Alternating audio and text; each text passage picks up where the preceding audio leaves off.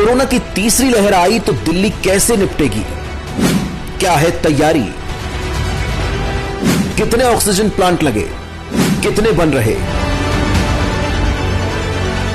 अस्पतालों में बेड बढ़ रहे हैं, नए अस्पताल बन रहे हैं, मेडिकल वर्कर्स भी तैयार। केजरीवाल ने फिर साबित किया कि सजग मुख्यमंत्री क्या कर सकता है। देश एक कठिन दौर को पार करके निकला है। दिल्ली सहित तमाम राज्यों में लॉकडाउन खत्म हो रहा है, लेकिन यह भी सच है कि कोरोना अभी खत्म नहीं हुआ है।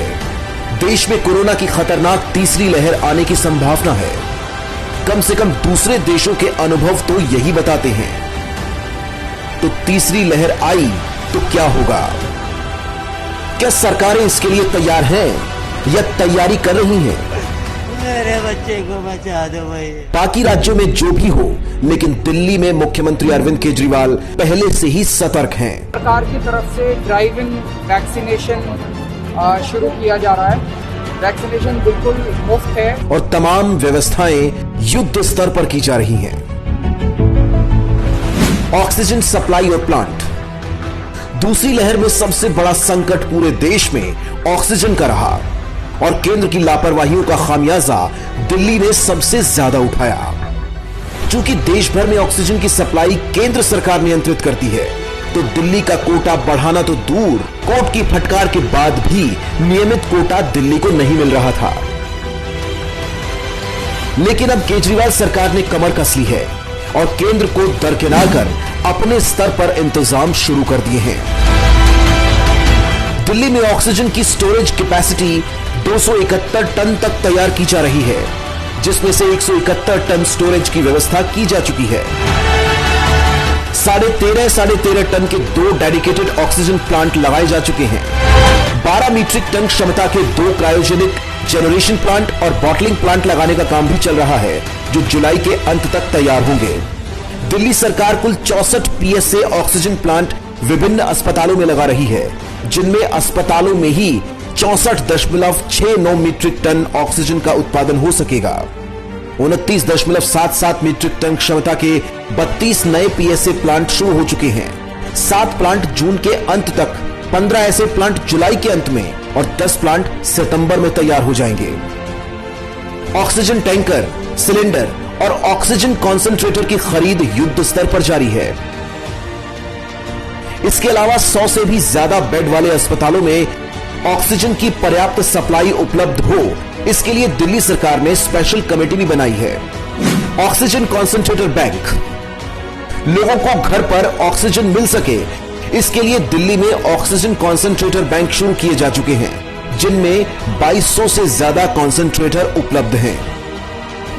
अस्पतालों में बेड बढ़ाना और नए अस्पताल। किसी जरूरतमंद मरीज को इलाज के लिए भटकना ना पड़े, इसलिए नए अस्पतालों सहित बन रहे अस्पतालों में कैपेसिटी बढ़ाने का काम जोरों पर है। 572 बेड का गुरु गोविंद सिंह अस्पताल अपने निर्माण के आखिरी स्टेज में है। ज्वालापुरी में नए अस्पताल का काम तेजी से चल रहा है। श्री दादादेव मातृ एवं शिशु अस्पताल में बच्चों और मां के लिए विशेष सुविधाओं वाले बेड्स की संख्या 106 से बढ़ाकर 300 से ज्यादा की जा रही है। मादीपुर में भी शानदार अस्पताल बन रहा है।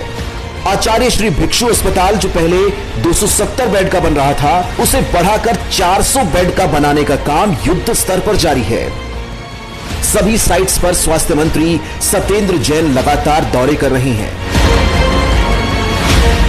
मेडिकल स्टाफ की ट्रेनिंग। नए और पुराने अस्पतालों में स्टाफ की कमी ना हो, इसलिए कोरोना काल के लिए 5000 मेडिकल कर्मी तैयार करने की विशेष ट्रेनिंग केजरीवाल सरकार दे रही है, जो कि अस्पताल कर्मियों की मदद के लिए सदैव उपलब्ध रहेंगे। इसके अलावा वैक्सीनेशन का काम भी दिल्ली में जोरों पर है। स्कूलों में वैक्सीनेशन सेंटर के अलावा ड्राइव इन वैक्सीनेशन पॉइंट्स भी बनाए जा रहे हैं। इतना ही नहीं, 45 साल से ज्यादा के लोगों के लिए जहां वोट वहां वैक्सीनेशन अभियान भी चलाया जा रहा है। केजरीवाल सरकार की इन तैयारियों से पता चलता है कि जहां चाह वहां राह। क्या और किसी सरकार ने तीसरी लहर की तैयारियों को लेकर एक भी शब्द कहा है। लेकिन केजरीवाल जी खुद लगातार एक्सपर्ट्स के साथ मीटिंग करके उनके सुझावों पर काम कर रही हैं। दिल्ली जीतेगी जंग कोरोना से, क्योंकि सरकार केजरीवाल की है और तैयारी पूरी है।